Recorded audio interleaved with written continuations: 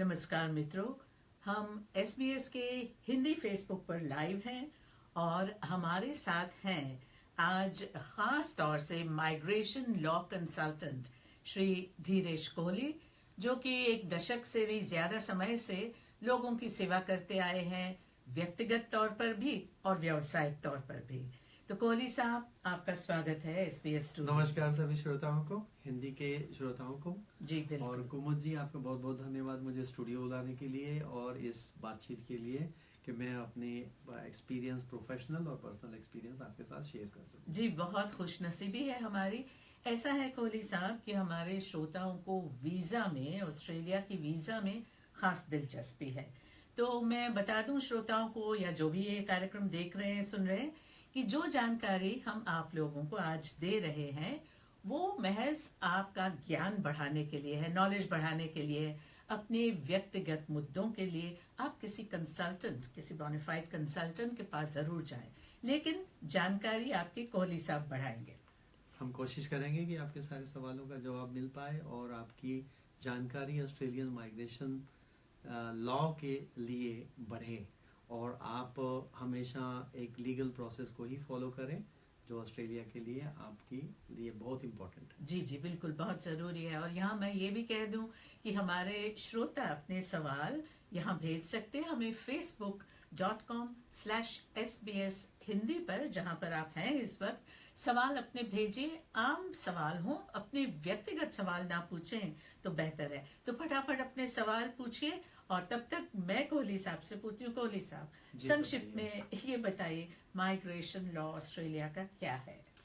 Migration law Australia का जो है ये डिफाइन किया गया है बाय कॉमनवेल्थ स्टैट्यूट के अंदर, एंड इसमें प्रोविजंस हैं कि आप माइग्रेशन, किसी इंसान का प्रवास हो, माइग्रेशन का अर्थ या प्रवास कि वो हो तो जायज तरीके से, जैसे लीगल तरीके से कैसे हो, उसके लिए उन्होंने हर संभव पहलुओं को देखा और हर इंसान के हालातों को भी देखा और उन हालातों को देखते हुए एक कानूनी प्रावधान कॉमनवेल्थ लॉ के अंदर क्रिएट किया है। तो माइग्रेशन लॉ की सिनॉप्सिस यही है। तो जो भी आना चाहे ऑस्ट्रेलिया, वो एक कानूनी दायरे के तहत यहाँ के नियम कानून के मुताबिक आए, ऐसा कोहली साहब का कहना है। तो वीजाज बहुत सारे, कितने प्रकार के हैं ये बताइए। बेसिकली अगर हम मुख्य तौर पे देखें तो डायरेक्ट डिवीजन जो है सिर्फ दो ही होती हैं, टेम्परेरी और परमानेंट। तो परमानेंट के अंदर बहुत सारी कैटेगरीज फिर आ जाती हैं और टेम्परेरी के अंदर कुछ कैटेगरीज आती हैं। तो टेम्परेरी का मतलब है कि उस वक्त को व्यक्ति को टेम्परेरी इस कंट्री में रहने की इजाजत होगी और जब वो वीजा खत्म होगा वो ये देश छोड़कर जाएगा। या कुछ टेम्परेरी वीजास के अंदर ये भी होता है कि आपको परमानेंटली या स्थायी रूप पे यहाँ रहने के लिए आमंत्रित किया जा सके। अच्छा। तो उसके लिए आपको वो नया प्रावधान, परमानेंट के अंदर जो प्रावधान दिए गए हैं उनको आपको इस्तेमाल करने होंगे। बिल्कुल बिल्कुल। और परमानेंट के लिए बहुत सारे अलग अलग तरीके हैं और उनको हम और आगे बातों देखते में हैं। जी जी, सब लोगों की इच्छा तो यही होती है कि PR मिल जाए, परमानेंट रेसिडेंस मिल जाए यहाँ पर ऑस्ट्रेलिया में। लेकिन इस मौजू पर और भी चर्चा करते हैं। तब तक हम दर्शकों से, श्रोताओं से निवेदन करते हैं कि अपने सवाल भेजिए facebook.com/SBS हिंदी पर। और कोहली साहब आपके अहम नियमित रूप के जो सवाल होंगे उनके जवाब देने के लिए तैयार हैं। तो कोहली साहब, आपने कहा मुख्य तौर पर दो प्रकार के वीजा, परमानेंट और टेम्पररी, और वैसे कुल मिलाकर कुछ 200 टाइप के वीजा होते हैं। बेसिकली ऑस्ट्रेलियन लॉ के अंदर करीब करीब 290 प्रकार के वीजास हैं। जो 90 प्रकार के वीजास की कैटेगरी जो है वो हर प्रावधानों को देखते हुए बनाई गई है और ये टेम्परेरी और परमानेंट दोनों को मिलाकर है। अच्छा। और इनको आगे जो बांटा गया अलग अलग हिस्सों में, तो उनको हम लोगों ने अलग अलग तरीके से हम देखते हैं। पहला तरीका से देखते हैं जो परमानेंट है, कुछ लोगों की नजरों में ये पीआर है, कुछ लोगों की नजरों में ये ग्रीन कार्ड भी कहा जाता है। हालांकि ग्रीन कार्ड अमेरिका का है, पर उसका भी अर्थ करीब करीब ऐसा ही है। अच्छा, तो पीआर एंड ग्रीन कार्ड समझो कि एक ही चीज है। करीब अमेरिका करीब में ग्रीन कार्ड कहते हैं। उसके बाद एक और कैटेगरी आती है जिसे हम कहते हैं टेम्परेरी, और वो है बिल्कुल एकदम अस्थायी तौर पर उस व्यक्ति को यहाँ रहने दिया जाएगा जी। और इसके बीच में एक और आता है, टेम्परेरी के अंदर ही है, उन्होंने फर्दर उसको बीच में बांटा है, जिसे हम कहेंगे ब्रिजिंग वीजा। ब्रिजिंग वीजा का मतलब कहने का ये है अर्थ कि आप जो है ना तो टेम्परेरी है और ना ही परमानेंट है, पर आप बीच में है। तो मतलब अगर आपके कुछ कानूनी दायरों के अंदर आपको किसी वजह से ऑस्ट्रेलिया में रुकना पड़ रहा है या रोका जा रहा है, या आपको कानूनी तौर पर आपको किसी वजह से यहाँ पे रहने की इजाजत दी जाती है जी। तो आपके लिए एक अस्थायी तौर पे ऐसा प्रावधान किया होता है जिसकी बहुत सारी लिमिटेशंस होती हैं, जो आपको ब्रिजिंग वीजा, जैसे अब ब्रिज कहते हैं कि आप नदी के इस पार भी नहीं हो और दूसरे पार भी नहीं, आप बीच में खड़े हैं। सो ब्रिज भी वही है, ब्रिजिंग वीजा भी वैसा ही है, और उसको फॉलो करते हुए आप रुके रहते हैं जब तक आप या इस तरफ वापस आते हैं लौट के, या दूसरी तरफ चले जाते हैं, आर या पार। अच्छा, ये अक्सर हम सुनते हैं ब्रिजिंग वीजा, और मेरे ख्याल में कई स्टूडेंट्स भी उस जमाने में ब्रिजिंग वीजा पर थे, जो कि इंतजार कर रहे थे कि क्या उनको परमानेंट रेसिडेंस मिलेगा या अस्थायी तौर पर ही उन्हें रुकना पड़ेगा। तो कुछ सवाल आ रहे हैं कोहली साहब, मैं पढ़ के सुनाती हूँ आपको। कि ये है शेल्विन चंद, My mother passed away in Australia, but I'm not getting a visa to go and complete her funeral. Why? So actually ये सवाल बड़ा ब्रीफ सा है कि मेरी मदर पास हुई है, बट इनकी जो आज के हालात क्या हैं ये जानने जरूरी है। अगर ये परमानेंट है तो इनको जाने से कोई नहीं रोक सकता, और अगर ये टेम्परेरी वीजा पे हैं तो भी टेम्परेरी वीजा में अगर ट्रैवल अथॉरिटी दी गई है, क्योंकि सभी ट्रैवल टेम्परेरी वीजास में आपको मल्टीपल एंट्री की अथॉरिटी नहीं होती। कुछ होती हैं वन टाइम होते हैं, कुछ मल्टीपल टाइम होते हैं, मल्टीपल एंट्रीज की होती हैं, तो आप बार बार आना जाना कर सकते हैं जब तक वो वीजा वैलिड है। तीसरा ये है कि आप अगर ब्रिजिंग वीजा पे हैं, अब नाउ इनकी हालात में मुझे मालूम नहीं कि इनकी हालात ब्रिजिंग वीजा के अंदर आ रहे हैं और या दूसरे हालातों में, तो ये इनको देखना पड़ेगा कि इनकी ब्रिजिंग वीजा जो है वो इन्हें कहीं आने जाने की इजाजत देता है या नहीं। पर ये कह रहे हैं कि मैं, शायद ये भारत में है या फिजी में है, कि मैं ऑस्ट्रेलिया आना चाह रहा हूँ अपनी माता जी की अंत्येष्टि के लिए, अंतिम संस्कार करने के लिए, तो क्या उसके लिए अल्प समय के लिए कोई वीजा नहीं मिल सकता? बिल्कुल मिल सकता है, और उसे एक्चुअली विजिटर वीजा के साथ या फैमिली स्पॉन्सर्ड वीजा के साथ वो जरूर आ सकते हैं, बट उनके साथ उनको कारणों को अच्छी तरह दर्शाना होगा कि आप किस वजह से यहाँ आ रहे हैं, और उनको वीजा मिलना चाहिए। जहाँ तक जी हाँ, जहाँ तक पूरा हमें ये लगता है कि उनको मिल जाना चाहिए। हाँ, तो बाकी श्रोताओं से भी निवेदन है कि अगर आपके कोई सवाल हो तो फटाफट हमें सवाल भेजिए, जवाब आपको मिलते रहेंगे। तो कोहली साहब, bridging visa, temporary visa, permanent visa, एक वीजा और था जो हम जिक्र करना भूल गए, और जो उसको अलग तरीके से कैटेगराइज किया गया है, वो है प्रोटेक्शन वीजा। प्रोटेक्शन वीजा जो है ये है मानव अधिकारों का किसी का उल्लंघन हुआ है, या किसी देश में ऐसी आपदा आई है जिसमें वो लोग अपने देश में किसी वजह से रह नहीं पाते, तो वो अपने जीवन रक्षा के लिए किसी और देश में पलायन करने का बारे में सोचते हैं। तो उनको जो है ऑस्ट्रेलिया गवर्नमेंट और यूनाइटेड नेशंस की संधि के अंदर सभी देशों ने साइन कर रखा है कि हम सभी के मानव अधिकारों का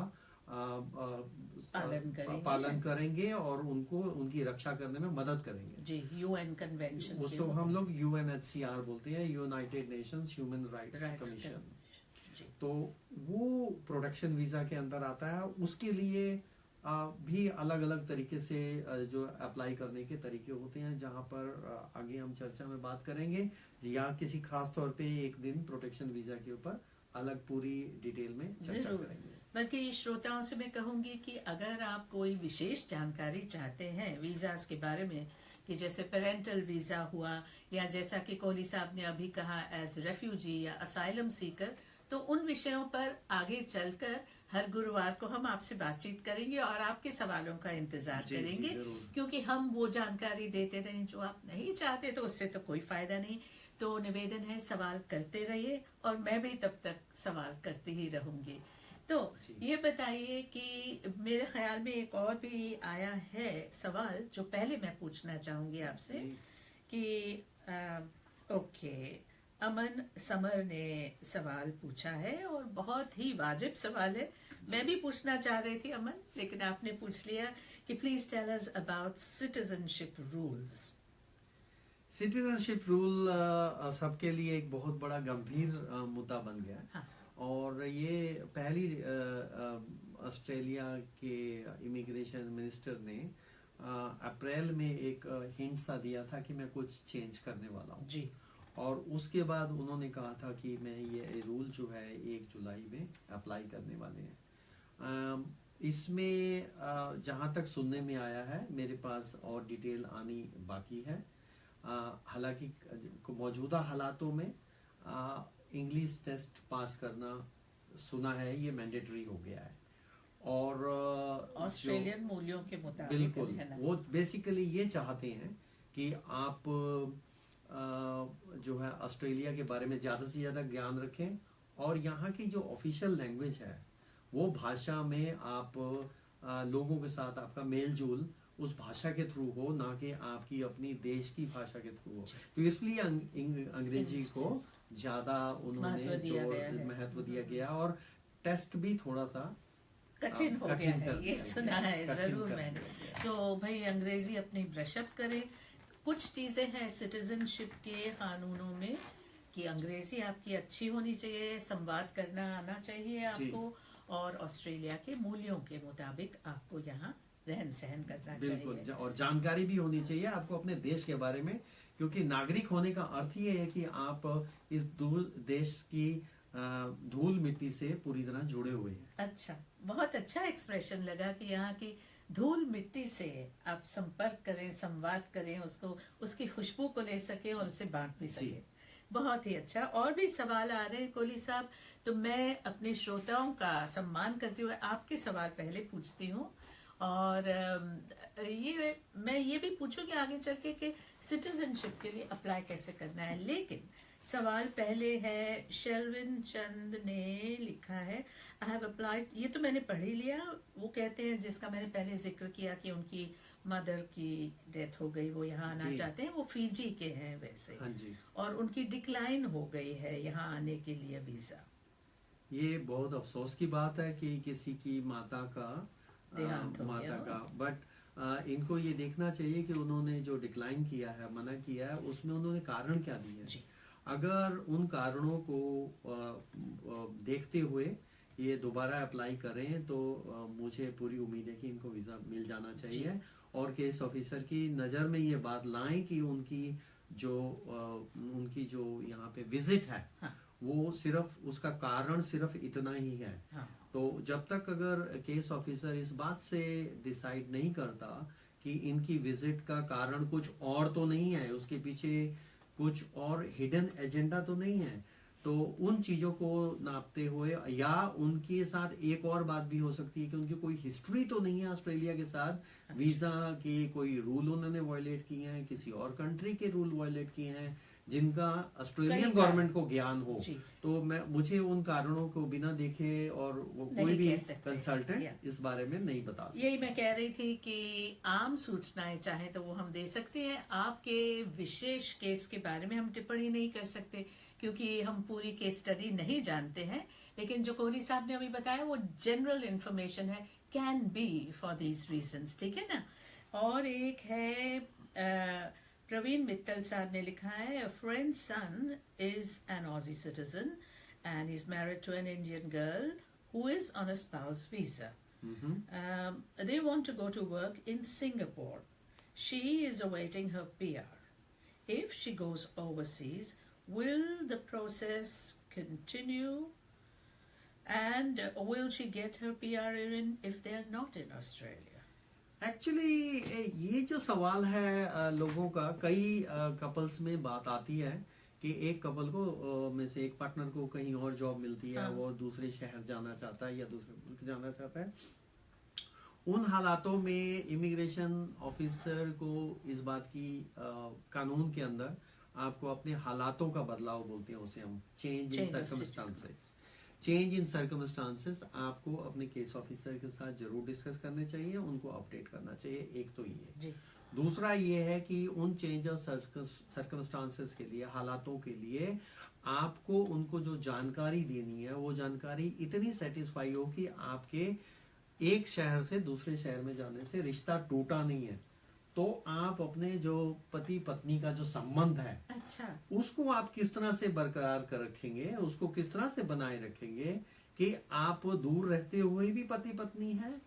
और वो उस क्योंकि ये जब तक ये वीजा प्रोसेस हो रहा है, उनको हमेशा इस बात का शक लगा रहता है कि पति पत्नी का रिश्ता टूटा तो नहीं है। क्योंकि जिस पल वो रिश्ता टूट जाता है तो इमिग्रेशन लॉ जो है वो कहता है आपके ग्राउंड जो है जी, पार्टनर वीजा के समाप्त हो गए। ठीक है, ये तो भी अच्छा। ये आपको जरूर देखना चाहिए कि आप केस ऑफिसर को किस तरह से बताएंगे और सेटिस्फाई बना रहा है किस तरह से आपका। संपर्क बना रहा है। अच्छा जी, विनीता सिन्हा कह रही है कि what are the conditions for calling someone from India who is elderly and do not meet the English test requirements and those who are coming on temporary visa for 1 year? तो जो बड़े बुजुर्ग हैं उनकी अंग्रेजी तो इतनी अच्छी नहीं होगी, तो उनके लिए अंग्रेजी का टेस्ट, अंग्रेजी का टेस्ट एक्चुअली नहीं, मेरे पास कुछ केस आए थे एंड एक केस बड़ा पर्टिकुलर था कि यहाँ पे थोड़ा सा प्रोविजन को और डिटेल में देखना पड़ेगा। 60 साल के बाद इंग्लिश का टेस्ट का एग्जामिशन था, इवन इंग्लिश टेस्ट का नहीं, बेसिकली सिटीजनशिप टेस्ट का ही एग्जामिशन था। अच्छा, तो एक केस में ये देखा गया है कि उनकी उम्र 60 साल पार कर गई थी और उनको सिटीजनशिप टेस्ट के लिए नहीं बैठना पड़ा। अच्छा, तो ये भी है अच्छा। प्रोविजन में। तो सिटीजनशिप एक्ट के अंदर जाके देखना पड़ेगा कि एक उम्र तक ये अलाउड होता है और उस उम्र में एग्जाम्पशन है। मेरी जानकारी के हिसाब से ये एग्जैक्टली अभी वो सिटीजनशिप एक्ट में कि अगर उन्होंने चेंज किए हैं या नहीं किए हैं, मेरी अभी इसमें जानकारी मेरे ऑफिस में नहीं आई है। ठीक है। अच्छा जी, प्रवीण मित्तल फिर से पूछ रहे हैं, प्रवीणा मित्तल है, सॉरी प्रवीण नहीं, प्रवीणा मित्तल है। They will both be travelling to Singapore, जो पति पत्नी है, together, because he has got a job there and she is expecting a baby. तो अब तो complicated हो गया, बेबी वहां हो गया तो फिर तो नहीं, तो पर आप लोग साथ तो जा ही रहे हैं। अगर ये पति पत्नी साथ जा रहे हैं, इनकी वीजा एप्लीकेशन अगर यहाँ पे प्रोसेस है, तो विदेशों में भी रह के उनका ऑस्ट्रेलियन वीजा उसी तरह से बना रहना चाहिए, अनलेस के इमिग्रेशन के पास ऐसी कोई जानकारी है जो उनको वो शक की निगाह से देखती है। ठीक है, एक बार फिर व्यक्तिगत केस का आप खुद जाने, जानकारी जो हम दे रहे हैं आम जनरल नॉलेज की जानकारी दे रहे हैं, ठीक है ना। अच्छा जी, रजनी ठाकुर कहते हैं please tell the citizenship rule. मेरे ख्याल में वो बता ही दिया, लेकिन आप कह रहे थे कैसे अप्लाई करना चाहिए सिटीजनशिप के लिए। एक्चुअली आप कंसल्टेंट की भी मदद ले सकते हैं, किसी माइग्रेशन लॉ कंसल्टेंट की, या आप खुद भी ऑनलाइन एप्लीकेशन कर सकते हैं। तो उसके लिए इमिग्रेशन की वेबसाइट पे आप सीधा जाएं और वहाँ पर सिटीजनशिप अप्लाई करने के लिए ऑनलाइन आपको अपना लॉगिन क्रिएट करना होता है और उसमें आप अपना सिटीजनशिप की एप्लीकेशन खुद पे खुद कर सकते हैं बिना किसी मदद के। पढ़े लिखे लोगों को किसी की मदद नहीं चाहिए, बट आपकी अगर उसमें किसी में कोई कानूनी दावपेच है, कुछ रुकावटें हैं, जो ऐसी जानकारी है जो आपने किसी से भी शेयर नहीं की है, तो और आपको शक है कि ये मेरा सिटीजनशिप एक्सेप्ट नहीं होगा, उन हालातों में आप जरूर किसी कानूनी सलाहकार से संपर्क करें। जी बिल्कुल। तो कितने साल यहाँ रहने के बाद सिटीजनशिप के लिए लोग अभी तक इसका प्रोविजन 4 साल का था और 4 साल में पर्टिकुलर डेज होती हैं, उन दिनों में इतने दिन रहना जरूरी होता है और उसके बाद ये होता है कि आप पिछले 12 महीने में 3 महीने से ज्यादा किसी विदेश में ना रहे हो और इस तरह की छोटे छोटे कंडीशंस हैं जो अप्लाई होती हैं, उसके बाद आपकी वैलिडिटी देखी जाती है। अच्छा। तो उसमें आप जरूर आप वहां पे देखें कि आपकी एलिजिबिलिटी क्राइटेरिया क्या है। सभी कस्टमर्स के, सॉरी, क्लाइंट्स के लिए इमिग्रेशन ने वेबसाइट में ही आपका एलिजिबिलिटी क्राइटेरिया का टेस्टिंग एक टूल दिया हुआ है। तो आप अगर उसमें आप टेस्ट अपने आप को करना चाहते हैं तो आप निश्चय ही करें और आपको उनमें से जवाब मिल जाना चाहिए। बिल्कुल, बहुत ही अच्छे। अच्छा जी, शैली पाल ने लिखा है hi there. Hi there, hello. तो बस वो ही कहा है उन्होंने। शैली और भी कुछ कहना चाहे तो आप कहिए। और है, आपने शायद आगे चल के कुछ लिखा है, लेकिन यूजीन पिंटो की अभी मैं देख रही हूँ एक message. Why does it take so long for someone on a partner visa to be given a PR? Basically partner visa का अर्थ अगर आप हम देखें, पार्टनर का मतलब है कि आप किसी के साथ वैवाहिक संबंध में हैं, और ऑस्ट्रेलियन गवर्नमेंट शायद और कोई भी किसी भी समाज में एक पति पत्नी का रिश्ता जो है ये सभी चाहते हैं कि लंबा हो। तो आपका पति पत्नी का जो रिश्ता है, वैवाहिक संबंध है, इसको लंबा रखने के लिए और ताकि यहाँ पे डाइवोर्स केसेस ना हो और सिंगल फैमिलीज ना हो, या ऐसे हालात में कि अगर उनके परिवार में 2 बच्चे हैं बट वो स्प्लिट फैमिलीज हो गई हैं, तो वो समाज के लिए थोड़ा सा उसका दुष्प्रभाव होता है, बच्चों पर भी, बच्चों की अपब्रिंगिंग पर भी। आई मीन इसका एक सोशल एस्पेक्ट डेफिनेटली कुछ होगा। मैं इंसानी तौर पर मैं भी समझता हूँ एक रिस्पॉन्सिबल पेरेंट्स की क्या रिस्पॉन्सिबिलिटीज होती हैं। सो इसलिए वो चाहते हैं कि पहले आप 2 साल, आप 2 साल, कई बार 2 साल से ज्यादा भी लग जाते हैं, इमिग्रेशन ये कहती है साथ रहें और प्रूव करें कि आप एक दूसरे को उतना ही प्यार करते हैं, पति पत्नी का, और आपका रिश्ता जो है एक्सक्लूसिव है, मतलब आपके रिश्ते में कोई और व्यक्ति किसी भी तरह से दखल अंदाजी नहीं करता पारिवारिक पति पत्नी के रिश्ते में जी। और उन रिश्तों का क्या कोहली साहब जो आजकल चल पड़े हैं कि इनर रिलेशनशिप, मैरिड ना हो, तो उस हालत उसमें भी हाँ डेफिनेटली वो भी डिफेक्टो रिलेशनशिप है। काफी हद तक हमारी सोसाइटी जो थी, ऑस्ट्रेलियन इंडियन सोसाइटी, इनमें डिफेक्टो की डेफिनेशन कई वक्त तक गायब थी, हालांकि छुपे हुए रिश्ते फिर भी दिखते थे। और अब जो है ये रिश्ता खुलेआम स्वीकार होने लगा है।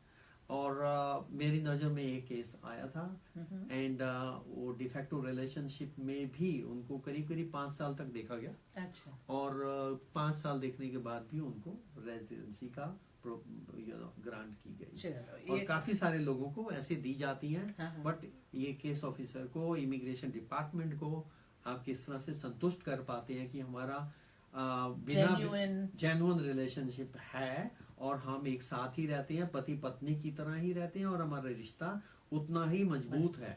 जी बिल्कुल ठीक है, ये बहुत इम्पोर्टेंट है। अच्छा शैली, जिसने हाय किया था, Shaili hi again. I want to ask, I renew my passport, do I have to inform immigration? So वो रिन्यू करना चाह रही है पासपोर्ट, तो इमिग्रेशन बेसिकली हाँ। अब उनका एक्चुअली वीजा क्या था पहले, अगर वो परमानेंट हैं, टेम्परेरी हैं, उनके क्या हालात हैं, ये उनको देखना चाहिए जी।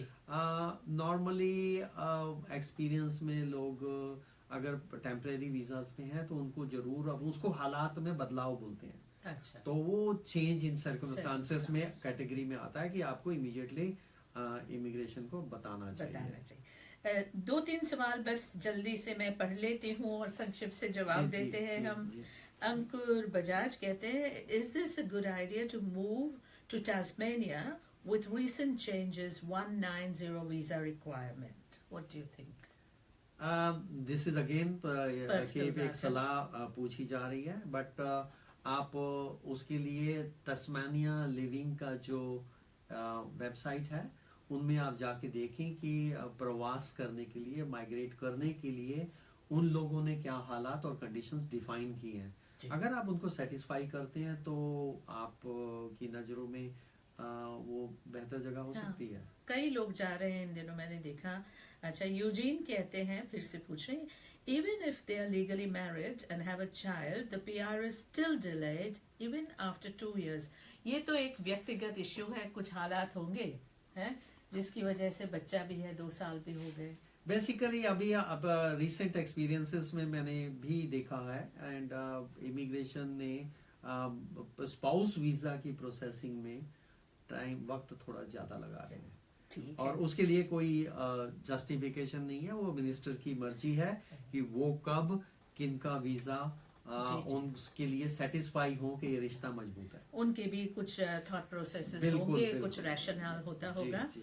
अच्छा जी, हरदीप सिंह कहते हैं I had applied for 457 and finished next April, so when I will apply PR it applies new rules और ओल्ड। अच्छा, इनका कहने का तात्पर्य ये कि मैंने 457 के लिए अप्लाई किया था, जो कि अप्रैल नेक्स्ट ईयर खत्म हो जाएगा, तो क्या पीआर के लिए मुझे नए रूल्स लागू होंगे या पुराने? बेसिकली वो रूल तो 1 मार्च से जो अप्लाई होंगे वो तो परमानेंट हो जाएंगे। तो बट जहां तक जिनके 457 वीजा ऑलरेडी अप्रूव्ड हैं, उनमें ऊपर रिवोक नहीं होगा, वो मतलब वो वैसे ही चलता रहेगा।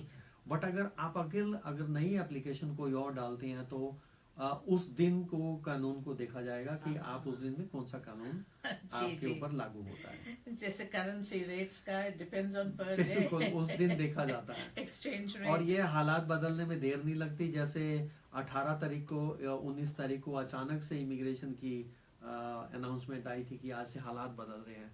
सो ये बड़ा कहना कठिन है कि किस दिन पे हालात बदलेंगे। मैं ये तो नहीं कहता कि अनस्टेबल है, but still you see every day आपको अपडेट रहना चाहिए। जी बिल्कुल। अच्छा, मनोज मेहता पूछ रहे हैं पेरेंट्स वीजा के रूल्स एंड फीस, तो उस पर मनोज भाई हम अगले गुरुवार को जरूर बातचीत कर लेंगे। आज जनरल बातचीत कर रहे हैं, बाकी 1.5 मिनट रहता है हमारी गुफ्तगू में। तो शैली पाल जो कि कह रही थी कि पासपोर्ट चेंज करवाने वाली हैं, वो बता रही हैं कि I am a permanent resident, I am on a PR visa, तो क्या उनको इन्फॉर्म करना पड़ेगा? आई थिंक नहीं, उन हालातों में हम पुराना पासपोर्ट और नया पासपोर्ट साथ में लेके जाते हैं। मैंने भी ट्रेवल किया है। अच्छा। तो मैं तो बेस्ट एग्जांपल अपना ही ले सकता हूँ। अच्छा। और इमिग्रेशन उनको पुराने पासपोर्ट के साथ नए पासपोर्ट पे अपडेट करती है, बट फिर भी इमिग्रेशन की वेबसाइट पे एक है पासपोर्ट अपडेट करने का एक फॉर्म है। आप उस फॉर्म को डाउनलोड करके और नए पासपोर्ट की कॉपी जरूर भेजें पुराने पासपोर्ट के साथ। ये मतलब वाला है कि उसमें प्रोसीजर है और आप उनको बता देंगे तो आप किसी जद्दोजहद में नहीं फंसेंगे और किसी परेशानी में नहीं आएंगे। बस अंत में मैं बता रही हूँ, इनका जवाब Alan John has written, what is the current point requirement for ICT business analyst PR applicants, and that's what he wants to know. तो एलन, हम आपको जवाब अगले गुरुवार को जरूर देंगे। अब समय समाप्त हो रहा है। सवाल मैं नोट करके रख रही हूँ और अगले गुरुवार को फिर आपसे मुलाकात होगी। बहुत नमस्कार, बहुत अच्छी जानकारी दी। और एक बार फिर ये आपकी आम जानकारी के लिए है, विशेष किसी मुद्दे के लिए वीजा संबंधित आप किसी कंसल्टेंट के पास जाएं। नमस्ते। नमस्ते जी।